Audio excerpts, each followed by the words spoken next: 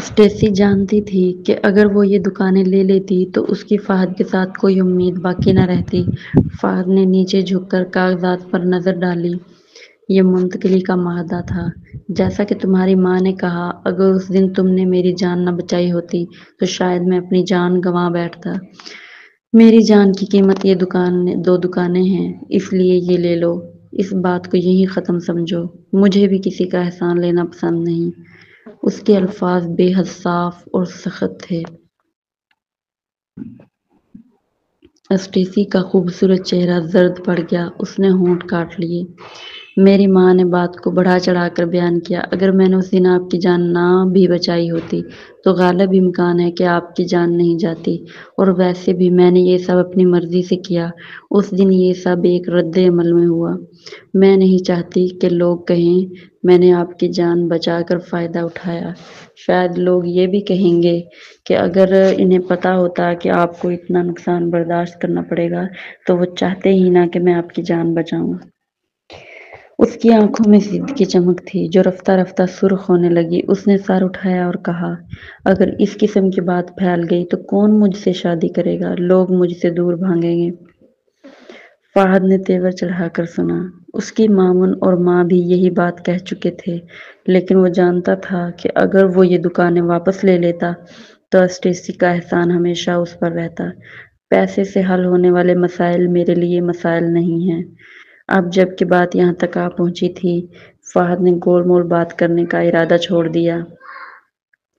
تمہارے نقطۂ نظر سے دیکھا جائے تو تمہاری بات درست لگتی ہے، لیکن کیا تم نے کبھی میری پوزیشن کے بارے میں سوچا؟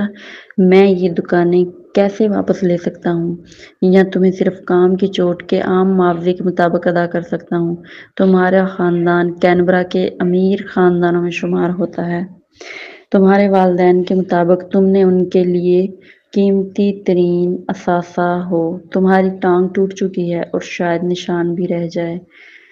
اتنی کم رقم اس نقصان کا ازالہ نہیں کر سکتی۔ اسٹیسی کے ہونٹ ہلکے سے کانپے۔ میرے والدین۔ میری بات سنو۔ فہد نے ہاتھ اٹھا کر اسے ٹوکا۔ اسی لیے میں نے پہلے تم سے شادی پر رضامندی دی تھی۔ مجھے اس سے فرق نہیں پڑتا کہ میں کس سے شادی کرتا ہوں۔ تم کافی عرصے سے میرے ساتھ کام کر رہی ہو اور میں تمہاری صلاحیت جانتا ہوں۔ صاف بات یہ ہے کہ نہ میں تمہیں پسند کرتا ہوں اور نہ ناپسند۔ لیکن کچھ دن پہلے جب شیخ کارپوریشن کے بحران کی خبر پھیلی تو تمہارے والدین نے کیا کیا؟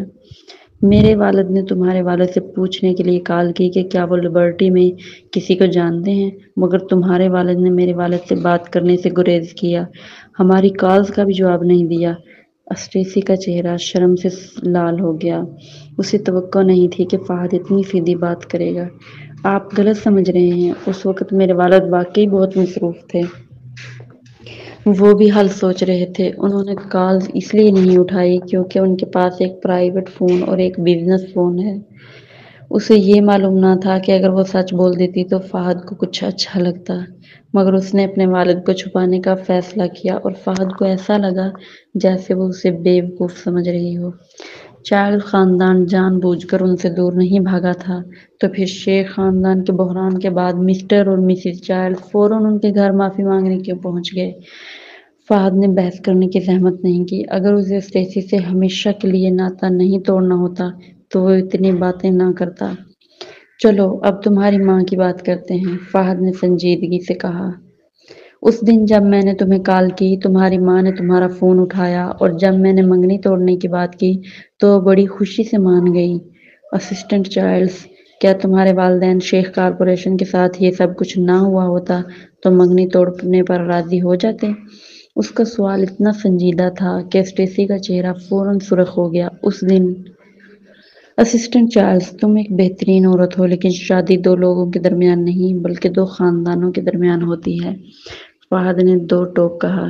جب میں پہلی بار کینبرا آیا تھا تو تمہارے والدین مجھ سے بات کرنا بھی گوارا نہیں کرتے تھے۔ سچ کہوں تو اگر میری بہن کا ریان شاہ کے ساتھ تعلق نہ ہوتا اور شیخ کارپوریشن کی ترقی نہ ہوتی تو تمہارے والدین ہماری منگنی پر کبھی راضی نہ ہوتے۔ کاروبار ہمیشہ آسان نہیں ہوتا۔ آج شیخ کارپوریشن اس بحران سے نکل آیا ہے، لیکن کل کو کوئی نیا مسئلہ بھی آ سکتا ہے۔ ممکن ہے ایک دن میرے پاس کچھ نہ بچے، مگر میری بیوی کے لیے ایک ہی معیار ہے۔ اگر میں سب کچھ کھو بھی دوں تو وہ میرے ساتھ کھڑی رہے۔ اسٹریسی نے مشکل سے کہا، پریزیڈنٹ شیخ، سچ کہوں تو میں نے آپ کو پہلی نظر میں پسند کیا تھا۔ اس وقت شیخ کارپوریشن کا کینبرا میں زیادہ اثر نہیں تھا۔ میرے والدین ہیں اور میں ہوں۔ معاف کرنا، لیکن میں نہیں چاہتا کہ میری شریک حیات اپنے والدین سے میرے لیے دور ہو جائے۔ میں اسے اپنا سب کچھ نہیں دے پاؤں گا، اور ویسے بھی تمہارے والدین سادہ لوگ نہیں ہیں۔ فہد نے بے نیازی سے انکار کر دیا۔ سب سے اہم بات یہ ہے اسسٹنٹ چارلز کہ میں آپ میں دلچسپی نہیں رکھتا، تو پھر آپ کی خاطر میں آپ کے والدین کو کیوں برداشت کروں؟ چونکہ میں آپ کا حساب برابر کر چکا ہوں، اب آپ کا میرے اوپر کوئی احسان نہیں رہا۔ وہ نرم لہجے میں بولا، اس امید پر کہ اسٹیسی خود کچھ سمجھ جائے۔ اسسٹنٹ چارلز، آپ کا میرا جان بچانا ایک بڑی مہربانی تھی اور میں اس کا شکر گزار ہوں، لیکن براہ مہربانی اپنی نیکی کو میرے اوپر زبردستی نہ تھوپیں اور مجھے یہ سوچنے پر مجبور نہ کریں کہ کاش آپ نے مجھے بچایا ہی نہ ہوتا۔ جب آپ اسپتال میں داخل ہوئیں تو آپ کے والدین نے اصرار کیا کہ میں آپ سے شادی کر کے احسان چکاؤں۔ آپ کہتی ہیں کہ آپ کو کوئی تجارتی جائیداد نہیں چاہیے، لیکن اگر کچھ وقت بعد آپ کے والدین پھر اسی بہانے میرے پاس آ گئے تو؟ اسٹیسی اتنی شرمندہ ہوئی کہ تقریباً اس کی آنکھوں میں آنسو آ گئے۔ نہیں، ایسا کبھی نہیں ہوگا۔ مجھے افسوس ہے، لیکن میں کوئی غیر متوقع مسئلہ نہیں چاہتا۔ میں چارلز خاندان کے ساتھ جڑنا بھی نہیں چاہتا۔ ایک دن میں شادی کروں گا اور بچے بھی پیدا کروں گا۔ میں نہیں چاہتا کہ میری بیوی اس بات پر ناخوش ہو۔ یہ کہہ کر فہد کچھ دیر چمڑے کی نشست پر بیٹھا رہا۔ اسے لگا کہ وہ بات پوری طرح واضح کر چکا ہے۔ اس کے علاوہ وہ پہلے ہی جیسمین سے شادی کر چکا تھا، اگرچہ وہ اب بھی جیسمین سے نفرت کرتا تھا، لیکن چونکہ وہ شادی کر چکا تھا لیکن اس کے اپنے اصول اور حدود تھے۔ چونکہ وہ شادی شدہ تھا، وہ اپنی شریک حیات کے ساتھ ناانصافی نہیں کرے گا۔ مجھے سمجھ آ گئی۔ اسٹیسی کی پلکیں پھڑکیں۔ اسے اچھی طرح پتا تھا کہ اگر وہ مزید بولی تو فہد اس سے اکتا جائے گا۔ تو صدر شیخ، میری چوٹ اب تقریباً ٹھیک ہو گئی ہے۔ میرا خیال ہے کہ میں دوبارہ کام پر آ سکتی ہوں۔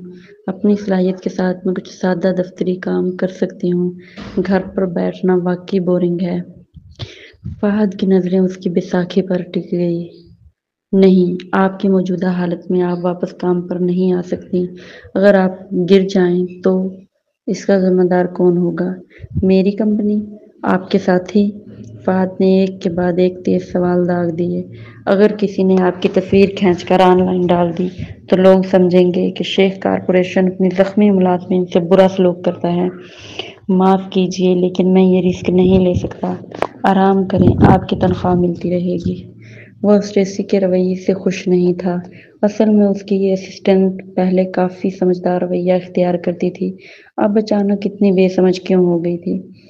میں معذرت چاہتی ہوں صدر شیخ، میری کوتاہی تھی۔ اسٹیسی چاہتی تھی کہ زمین پھٹ جائے اور اس میں سما جائے۔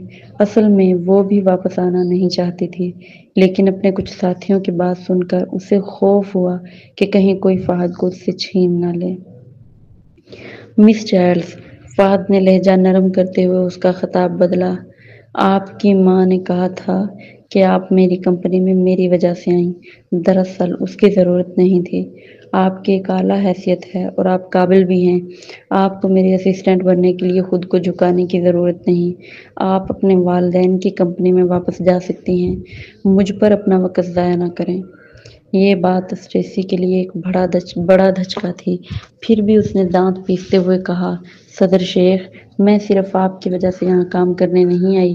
اصل میں مجھے شیخ کارپوریشن کا ماحول پسند ہے۔ میں نے یہاں کئی دوست بھی بنا لیے ہیں۔ فہد نے بے پرواہی سے کہا، چونکہ آپ نے کام میں اچھی کارکردگی دکھائی ہے، میں آپ کو برطرف نہیں کر سکتا، لیکن غیر ضروری مسئلوں سے بچنے کے لیے جب آپ واپس آئیں گی تو میری اسسٹنٹ نہیں رہ سکیں گی، آپ سپروائزر کا عہدہ سنبھال سکتی ہیں۔ اسٹیسی لمحہ بھر کے لیے گمسم رہ گئی، پھر گھبرا گئی۔ صدر شیخ، کیا آپ یہ سمجھتے ہیں کہ میں آپ کا پیچھا کرنا چاہتی ہوں؟ میں مس چائلڈز، مجھے مشکل میں نہ ڈالیں۔ چونکہ آپ کو شیخ کارپوریشن پسند ہے تو پھر کوئی بھی عہدہ ٹھیک ہونا چاہیے۔ فہد بے صبرا ہو گیا۔ براہ مہربانی میری سیکرٹری سے کہیں کہ وہ آپ کو گھر چھوڑ دے، میرے پاس ابھی بہت سا کام ہے۔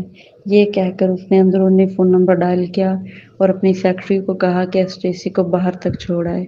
فہد کے بے رحمانہ تاثرات دیکھ کر اسٹیسی کے دل میں سخت جھنجھلاہٹ پیدا ہوئی۔ حالانکہ وہ اتنی پیش قدمی کر رہی تھی، پھر بھی وہ بے پرواہ تھا۔ کیا وہ واقعی اسے ناپسند کرتا تھا؟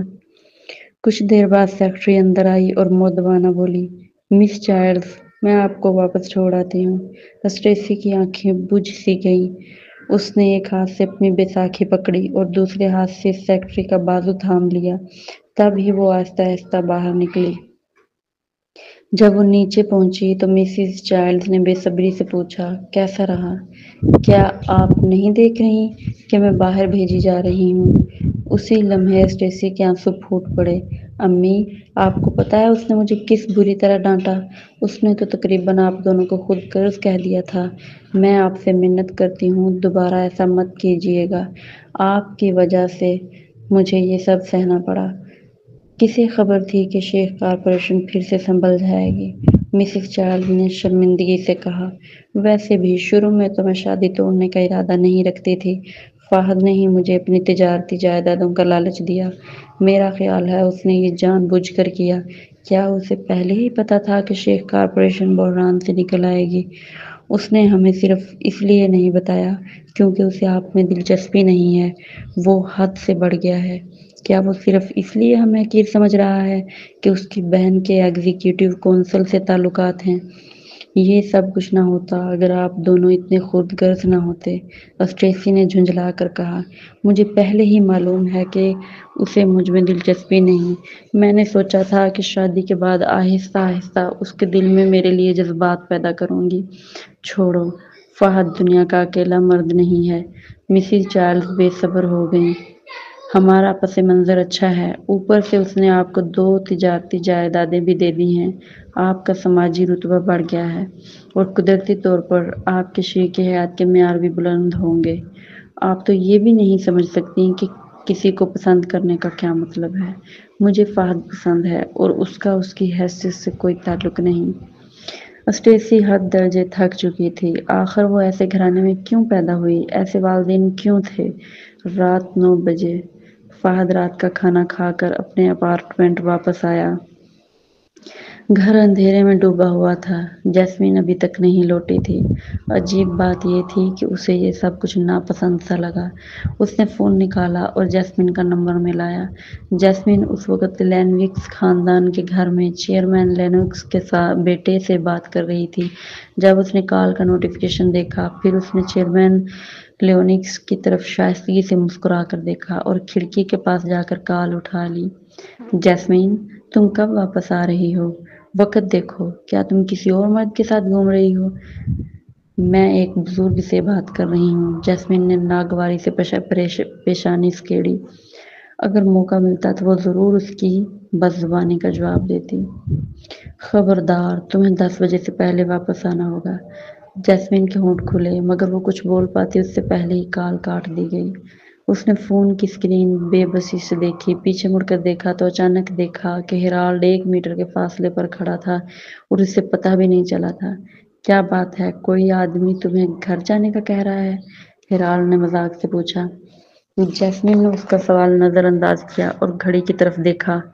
کافی دیر ہو گئی ہے، مجھے گھر جانا ہے۔ بارش کافی تیز ہے، میں تمہیں چھوڑ دیتا ہوں، ہیرالڈ نے باہر بارش دیکھتے ہوئے کہا۔ گرمیوں میں بارش ہمیشہ تیز ہی ہوتی تھی۔ ویسے بھی میں گھر جا کر سونا چاہتا ہوں۔ یہ جگہ دفتر سے کافی دور ہے، اس لیے میرے لیے کام پر آنا آسان نہیں۔ اس سے پہلے ہیرالڈ اور جیسمین نے ایک ہی علاقے میں اپارٹمنٹ خریدے تھے۔ یہ شاہ کارپوریشن کے قریب تھا اور وہاں کی زمین قیمتی ترین تھی۔ جیسمین نے ہیرالڈ پر ایک نظر ڈالی۔ میں اب وہاں نہیں رہتی۔ ہیرالڈ کی مسکراہٹ جم گئی۔ کیا آپ پرانے گھر واپس چلی گئی ہیں؟ نہیں، جیسمین نے ایک لفظ میں جواب دیا اور مزید وضاحت نہیں کی۔ پھر وہ مڑ کر گھر کے اندر گئی تاکہ چیئرمین لیونکس سے رخصت لے۔ چیئرمین لیونکس، میں اب چلتی ہوں، اگلی بار پھر آؤں گی۔ بارش بہت تیز ہے، ہیرالڈ سے کہو تمہیں چھوڑ دے۔ چیئرمین لیونکس نے مسکراتے ہوئے اپنی نشست سے اٹھے۔ ضرورت نہیں، ہم مختلف سمتوں میں جا رہے ہیں۔ جیسمین نے مؤدبانہ سر ہلایا، پھر ملازم سے چھتری لے کر باہر نکل گئی۔ چیئرمین لیونکس مسکراتے ہوئے اس وقت تک دیکھتے رہے جب تک جیسمین گاڑی میں بیٹھ کر چلی نہ گئی۔ پھر وہ مڑے اور اپنے بیٹے کی طرف دیکھا جو بری طرح منہ بنائے کھڑا تھا۔ تم نے اب تک جیسمین کو یہ بات نہیں بتائی؟ کب تک اسے لٹکاؤ گے؟ تم اب جوان نہیں رہے۔ چند دن پہلے ہارون نے بتایا کہ اس کا خاندان تمہارا اور جیسمین کا رشتہ منظور کرتا ہے۔ آخر کار ہمارے دونوں خاندان برسوں سے ایک دوسرے کو اچھی طرح جانتے ہیں۔ جیسمین شاید پہلے ہی کسی کو پسند کرتی ہے، ہیرالڈ نے مٹھیاں بھیجتے ہوئے ملی جلی کیفیت میں کہا۔ کون؟ چیئرمین لیونکس حیران رہ گئے۔ میں نے کبھی ہارون سے اس بارے میں نہیں سنا، کہیں تم غلط فہمی میں تو نہیں ہو؟ ہیرالڈ کی آنکھیں گہری ہو گئیں۔ پتہ نہیں، لیکن اس نے باتوں ہی باتوں میں اشارہ دیا تھا۔ چیئرمین لیونکس سوچ میں پڑ گئے۔ یہ ناممکن ہے، باقی چیئرمینز کے پوتے تم سے کیسے مقابلہ کر سکتے ہیں؟ جیسمین کو ان میں دلچسپی نہیں ہو سکتی۔ اس کے علاوہ وہ اکثر سوشل فنکشنز میں آنے والے شوبز کے نوجوان مردوں کو بھی نظر انداز کر دیتی ہے۔ ہاں، اس نے کبھی بھی ان خوبصورت نوجوانوں کو اہمیت نہیں دی۔ میں نے بار بار اسے اشارہ دیا لیکن وہ مجھے مسلسل نظر انداز کرتی رہی، ہیرالڈ نے اچانک کہا۔ ابا، کیا آپ کو لگتا ہے کہ وہ اب بھی جارڈن کو یاد کرتی ہے؟ حالانکہ جارڈن جلد بیمار ہو جاتا تھا مگر وہ خوش شکل تھا۔ دیکھیں، وہ کئی سال پہلے مر چکا ہے اور چرچل خاندان بھی زوال کا شکار ہے۔ پھر بھی جیسمین نے چرچل خاندان کا خیال رکھا اور یہاں تک کہ جارڈن کی بہن کو شاہ کارپوریشن میں نوکری دلوائی۔ چیئرمین لیونکس نے ہیرالڈ کو گہری نظر سے دیکھا۔ ضروری نہیں، آخر کار جارڈن کو مرے سالوں ہو گئے۔ تمہیں اپنی پوری کوشش کرنی چاہیے۔ اگر تم جیسمین سے شادی کر لو تو یہ لینوکس خاندان کے لیے بہت فائدہ مند ہوگا۔ جب تم اس کے شوہر بن جاؤ گے تو وہ لازمی طور پر مستقبل میں تم پر انحصار کرے گی، خاص طور پر جب وہ حاملہ ہوگی۔ عورتوں کو اس وقت بہت سی مشکلات کا سامنا کرنا پڑتا ہے۔ اس وقت تم شاہ کارپوریشن کو سنبھال سکتے ہو اور اگر تم دونوں کے بیٹے کی پیدائش ہو گئی تو میرا پوتا شاہ کارپوریشن کا وارث ہوگا۔ ہیرالڈ کی آنکھوں میں چمک سی آ گئی۔ ابا، کیا شاہ خاندان نے پہلے ہی وصیت نہیں لکھ دی تھی؟ جاسم کا بیٹا مستقبل میں شاہ کارپوریشن سنبھالے گا۔ جاسم، وہ بیوقوف ہے۔ چیئرمین لیونکس نے سر ہلایا۔ اس کا دماغ صرف رومانوی معاملات میں لگا ہے، اس لیے وہ کوئی خطرہ نہیں۔ مزید یہ کہ جب جیسمین مستقبل میں بچہ پیدا کرے گی تو کیا وہ شاہ کارپوریشن جاسم کے بیٹے کے حوالے کر دے گی؟ خواب دیکھو، اگر وہ اتنی نرم دل ہوتی تو وہ زارون سے عہدہ نہ چھینتی۔ شاہ دادا جانتے ہیں کہ وصیت صرف اس لیے ہے تاکہ خاندان کے افراد کا معیار زندگی اچھا رہے، لیکن چاہے جیسمین کتنی ہی قابل ہو، وہ آخر کار ایک عورت ہے۔ اس نے اپنے بیٹے کو گہری نظر سے دیکھا۔ میں اس وقت سب سے پہلے اس کی مدد کیوں کی تھی؟ اول تو اس لیے کہ شاہ خاندان اپنی پرانی شان کھو چکا ہے، دوم، میں نے یہ تمہارے لیے کیا۔ بہرحال وہ ہم پر احسان مند ہے، تو جب بھی وقت ملے اسے کھانے پر بلایا کرو۔ ابا، اس معاملے میں مجھے آپ کی مدد چاہیے، وہ آپ کی زیادہ عزت کرتی ہے۔ ہیرالڈ نے امید بھری نظر سے اپنے والد کی طرف دیکھا۔ جلدی نہیں، چونکہ تم نے کہا کہ اس کے قریب کوئی مرد ہے تو پہلے یہ پتہ کرو کہ وہ واقعی موجود ہے یا نہیں۔ اپارٹمنٹ میں دیوار پر لگی گھڑی نے ٹھیک 10 بجائے۔ باتھ روم سے باہر آتے ہی فہد کو جیسمین کی ایک اور کال آئی۔ میرا ایکسیڈنٹ ہو گیا ہے، میں رات کو دیر سے واپس آؤں گی۔ تمہارا ایکسیڈنٹ کیسے ہو گیا؟ تم ڈرائیو کیسے کرتی ہو؟ فہد کا چہرہ سخت ہو گیا۔ ٹھیک ہے، یہاں مجھے کچھ کام نپٹانا ہے، میں فون بند کر رہی ہوں۔ جیسمین کا موڈ اچھا نہیں تھا۔ تم کس سڑک پر ہو؟ فہد نے اچانک پوچھا۔ ویسٹرن روڈ، میں آ رہا ہوں۔ مرد کی سرد مہر آواز گونجی۔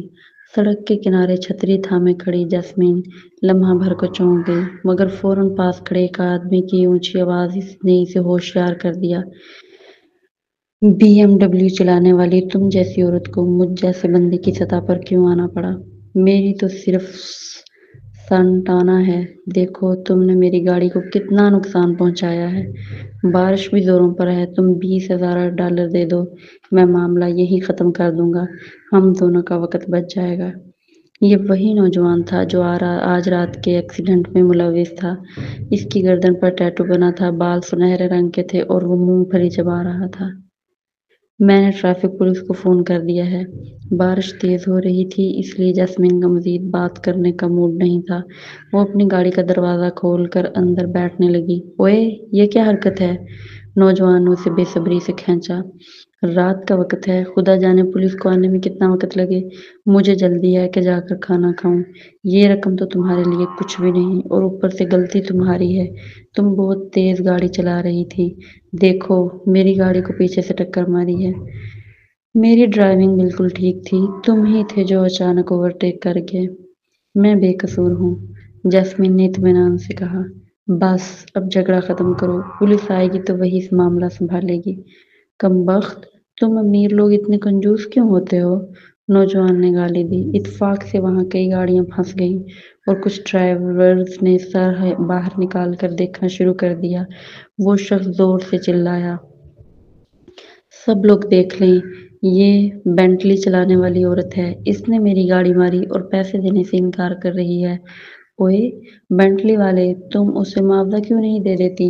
کروڑوں کی گاڑی رکھتی ہو، امیر ہی ہوگی، رات کا وقت ہے اور تم دونوں کی گاڑیاں پوری سڑک بلاک کر رہی ہیں، ایک گزرتا ڈرائیور چیخا۔ کچھ لوگوں نے اپنے موبائل فون نکال کر وہ ویڈیو بنانی شروع کر دی تاکہ واقعہ مشہور ہو جائے۔ دیکھو، ویسٹرن روڈ پر بینٹلی نے سانٹانا کو ٹکر ماری اور پھر بھی بینٹلی کے ڈرائیور پیسے دینے کو تیار نہیں۔ جیسمین نے ایک شخص کا فون پکڑ کر وارننگ دی۔ اگر پولیس کی تفتیش سے پہلے تم نے یہ جھوٹ آن لائن پھیلایا تو میں تم پر ہتک عزت کا مقدمہ کروں گی۔ اوہ نہیں، میں تو ڈر گیا۔ کیا تم جیسے امیر لوگ سمجھتے ہیں کہ کسی کو بولنے سے روک سکتے ہیں؟ نوجوان نے طنزیہ انداز میں کہا۔ یہ کرنے سے پہلے ذرا میری گاڑی کو غور سے دیکھ لو۔ جب میں کروڑوں کی گاڑی خرید سکتی ہوں تو وکیل بھی کر سکتی ہوں۔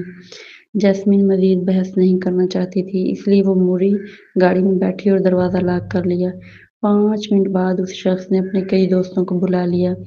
جیسمین نے گاڑی سے باہر نکلنے کی زحمت نہیں کی، وہ اتنی بے وقوف نہیں تھی کہ ان سب سے الجھتی۔ کچھ ہی دیر میں ایک پولیس افسر اور انشورنس کمپنی کا نمائندہ پہنچ گئے۔ تبھی جیسمین نے ماسک پہنا اور گاڑی سے باہر آئی۔ ڈرائیور پولیس سے شکوہ کرنے لگا۔ میں نے اشارہ پہلے ہی دے دیا تھا مگر یہ تیز چلی اور میری گاڑی مار دی، ذرا گاڑی کی حالت تو دیکھیں۔ میرے دوست کی گاڑی کی مرمت میں لاکھوں لگیں گے، اس کی انشورنس مکمل نہیں ہے۔ اگر یہ عورت معاوضہ دینے سے انکار کرے تو میرا دوست سڑک پر لیٹ کر کسی اور گاڑی سے کچلا جانا پسند کرے گا۔ پولیس افسر کا سر فوراً درد کرنے لگا جب اس نے سامنے کھڑے گنڈا ٹائپ نوجوان کا ٹولہ دیکھا۔ دراصل وہ جانتا تھا کہ جیسمین کی گاڑی کی مرمت میں لاکھوں ڈالر لگ سکتے ہیں کیونکہ وہ ایک مہنگی گاڑی تھی۔ واقعات کے منظر سے صاف لگ رہا تھا کہ حادثہ اس نوجوان ڈرائیور کے اوورٹیک کرنے اور لائن بدلنے کی وجہ سے ہوا۔ یہ حادثہ سلجھانا آسان نہ تھا کیونکہ مخالف پارٹی نے اتنے لوگ اکٹھے کر لیے تھے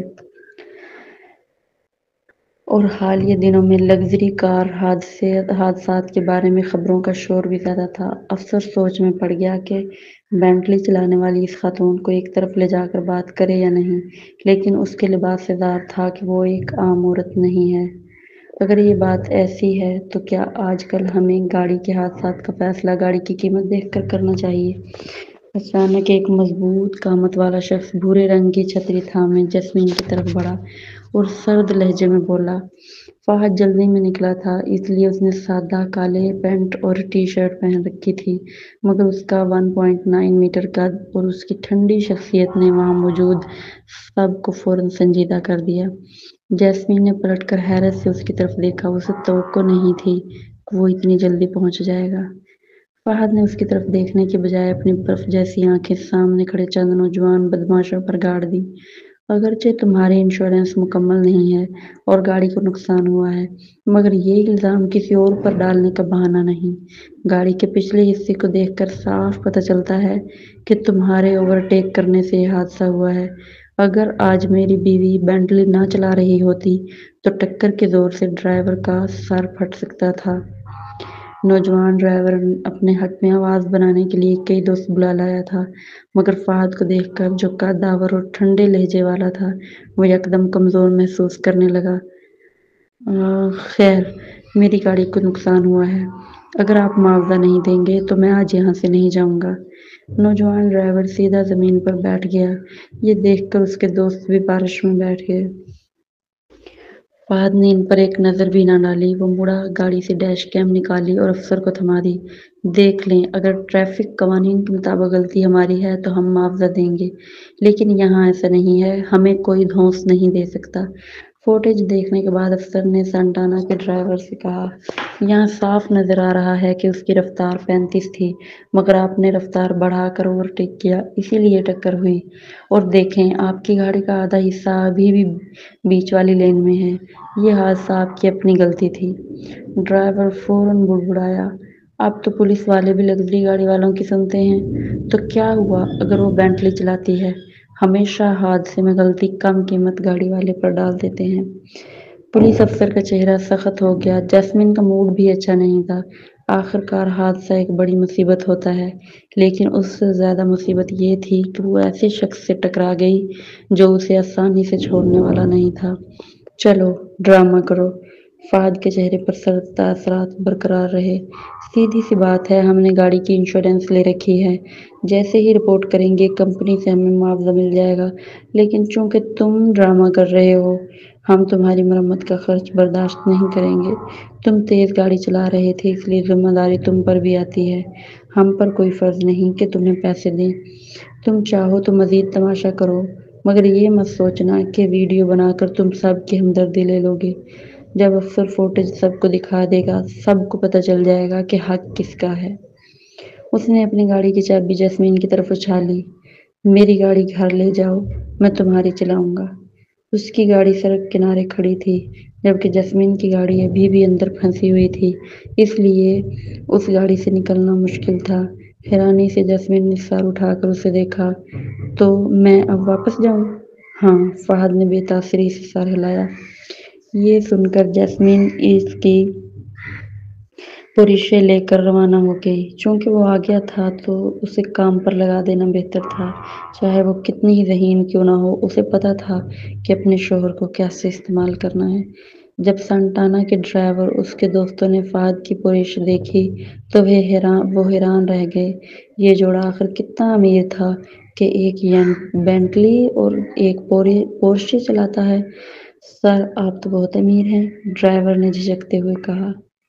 یہ میرے اسسٹنٹ کا بزنس کارڈ ہے، آپ براہ راست اس سے گاڑی کے حادثے کے بارے میں بات کر سکتے ہیں۔ فہد نے ایک وزٹنگ کارڈ اس کے ہاتھ میں پھینکا اور خبردار کیا، کوئی چالاکی کرنے کی کوشش مت کرنا۔ ڈرائیور نے کارڈ کی طرف دیکھا جس پر لکھا تھا، لیفن لا فرم کے جنرل مینیجر کرسچین کیو۔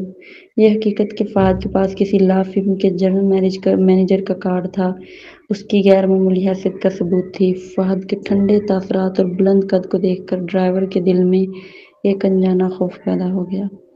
خیر، یہ تو ہمارا ذاتی معاملہ ہے، اس میں وکیل لانے کی کوئی ضرورت نہیں، لیکن مجھے لگتا ہے کہ تم جیسے لوگوں سے سیدھی بات کرنا بیکار ہے۔ پھر فہد مڑا اور گاڑی میں بیٹھ گیا۔ گاڑی سٹارٹ کرنے کے بعد اس نے دیکھا کہ وہ گنڈا ٹائپ نوجوان اب بھی زمین پر لیٹے ہوئے ہیں۔ اس کی گاڑی کا گیئر اب بھی پارک میں تھا، مگر جیسے ہی اس نے ایک دم ایکسیلیٹر دبایا، سب گھبرا کر فوراً کھڑے ہو گئے۔ فہد نے شیشہ نیچے کیا اور لاپرواہی سے بولا، یہ تم پر ہے کہ تم لیٹے رہنا چاہتے ہو یا نہیں۔ زیادہ سے زیادہ میں چند لوگوں کو کچل دوں گا اور ہر ایک کو $1,000,000 دے دوں گا، ٹھیک ہے؟ اس کی ضدی بات سن کر وہ سب نوجوان لاجواب ہو گئے۔ فہد نے فوراً اسٹیئرنگ گھمایا اور وہاں سے نکل گیا۔ چند منٹ بعد اس کی نظر مسافر سیٹ پر پڑے ایک سفید فون پر پڑی تو وہ بھویں چڑھا کر دیکھنے لگا۔ اس نے اپنا فون نکالا اور اپنے سیکرٹری کو کال کی۔ آدھے گھنٹے پہلے ویسٹرن روڈ پر ایک بینٹلی کا حادثہ ہوا ہے، اس سے متعلق تمام ویڈیوز ہٹا دو۔ صدر شیخ، کیا آپ کا حادثہ ہوا ہے؟ سیکرٹری نے حیرت سے پوچھا۔ لیکن آپ تو بینٹلی نہیں چلاتے۔ وہ میں نہیں تھا اور یہ بات کسی کو پتہ نہ چلے۔ فہد نے بات ختم کرتے ہی فون کاٹ دیا۔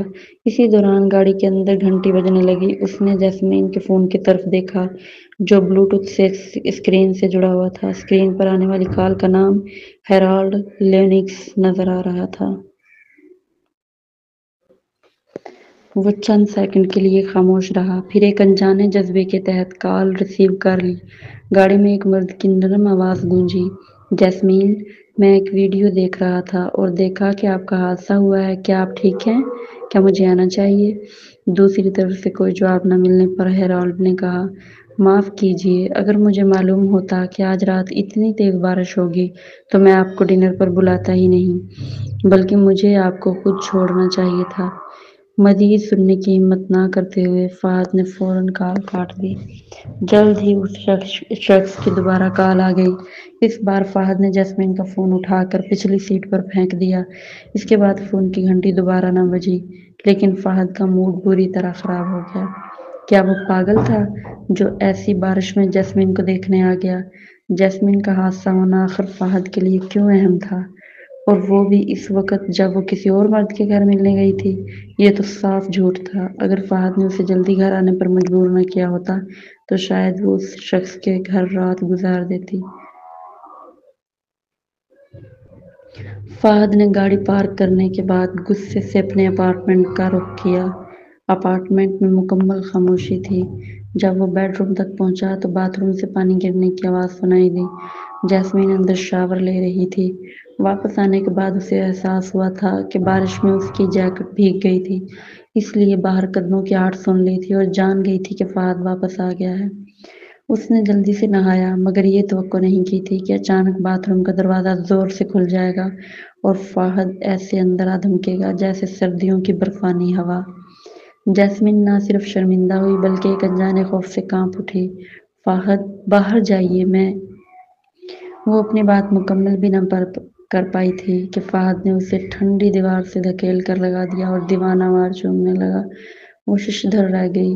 جب ہوش آیا تو اس نے اسے زور سے دھکیل دیا۔ آپ کیا کر رہے ہیں؟ میں شاور لے رہی ہوں۔ میں تمہیں چیک کرنا چاہتا ہوں۔ فہد نے اس کی ٹھوڑی مضبوطی سے پکڑ لی۔ آنکھوں میں شدید آگ جل رہی تھی۔ کیا؟ جیسمین کی آنکھیں حیرت سے پھیل گئیں۔ اسے سمجھ ہی نہ آیا کہ وہ کیا کہہ رہا ہے، لیکن فہد نے اسے مزید کچھ کہنے کا موقع نہیں دیا۔ ان کی شادی کی رات فہد کا رویہ کافی سخت تھا، مگر آج کے مقابلے میں وہ رات تو نرم لگتی تھی۔ پہلے ہی تھکی ہوئی جیسمین کو آخر تک صرف درد ہی محسوس ہوا۔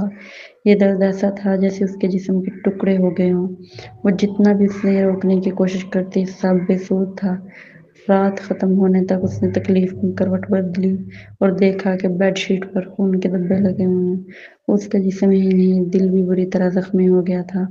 کیا اس لیے کہ اس نے اس شادی پر مجبور کیا تھا؟ فہد اسے انسان ہی نہیں سمجھتا تھا۔ جیسمین نے سر اٹھایا اور بے اختیار اسے ایک تھپڑ مار دیا۔ فہد نے خون دیکھا تھا، لیکن وہ سنبھل پاتا اس سے پہلے ہی تھپڑ اس کے چہرے پر پڑ گیا۔ چہرے کے درد سے اس کی آنکھیں تنگ ہو گئی اور وہ سرد ہوا کی طرح گھورنے لگا۔ پھر اس نے جیسمین کی کلائی پکڑ لی۔ تم نے ہمت کیسے کی مجھے تھپڑ مارنے کی؟ کیا میں غلط تھی؟ جیسمین نے غصے سے گھورتے ہوئے کہا۔ فہد، مانتی ہوں کہ میں قابل نفرت ہوں۔ مجھے آپ کو شادی پر مجبور نہیں کرنا چاہیے تھا، اگرچہ میں نے یہ سب محبت میں کیا، مگر اب سمجھ آ گیا ہے کہ میں غلط تھی۔ شاید اگر میں اس رشتے کو زبردستی جاری رکھوں تو آپ مجھے اور زیادہ نفرت کریں گے۔ آج رات میں نے سبق سیکھ لیا ہے اور میں اپنی جان آپ پر قربان کرنے کا خطرہ نہیں مول لوں گی۔ اگر آپ واقعی مجھ سے اتنی نفرت کرتے ہیں تو میں آپ کو مجبور نہیں کروں گی۔ کل ہی میں یہ گھر چھوڑ دوں گی۔ گھر چھوڑ دو گی؟ کسی انجانی وجہ سے فہد کے دل میں ایک تیز چبھن اٹھی اور وہ بے قابو ہو کر چیخ اٹھا، جیسمین، تم مجھے کیا سمجھتی ہو؟ شادی کرنا اور یہاں آنا تمہاری مرضی تھی اور اب بس ایسے ہی چلی جاؤ گی؟ کیا تم مجھے کھلونا سمجھتی ہو، جیسے جسے چاہا استعمال کیا اور پھینک دیا؟ یا پھر یہ کہ تمہیں کوئی نیا کھلونا مل گیا ہے اور اب میری پرواہ نہیں؟ اس نے جیسمین کی ٹھوڑی اور سختی سے دبا دی، یہاں تک کہ اسے درد ہونے لگا۔ چھوڑ دیجیے مجھے، اس نے زور سے اسے دھکیل دیا۔ میں نے آپ کو کبھی کھلونا نہیں سمجھا۔ آپ ہی ہیں جو میرے ساتھ غیر منصفانہ رویہ رکھتے ہیں۔ کیا آپ نے بیڈ شیٹ پر خون نہیں دیکھا؟ فہد، آپ تو مجھے انسان ہی نہیں سمجھتے۔ تم جانتی ہو میں ایسا کیوں کر رہا ہوں، ہے نا؟ فہد کی نظریں اتنی سرد تھی جیسے زہر آلود ہوں۔ میں نے کبھی نہیں سوچا تھا کہ تم اس قسم کی عورت ہو۔ ہم شادی کے چند دن بعد ہی تم کسی اور مرد کے گھر جانے کے لیے بے چین ہو گئی۔ تم نے تو مجھ سے جھوٹ بھی بولا کہ تمہارا کوئی سماجی پروگرام اور کام ہے۔ کیا میں اکیلا تمہارے لیے کافی نہیں ہوں؟ جیسمین کے زرد پڑے لب لرزنے لگے۔ اسے سمجھ ہی نہیں آ رہا تھا کہ وہ آخر کس بات کا الزام لگا رہا ہے۔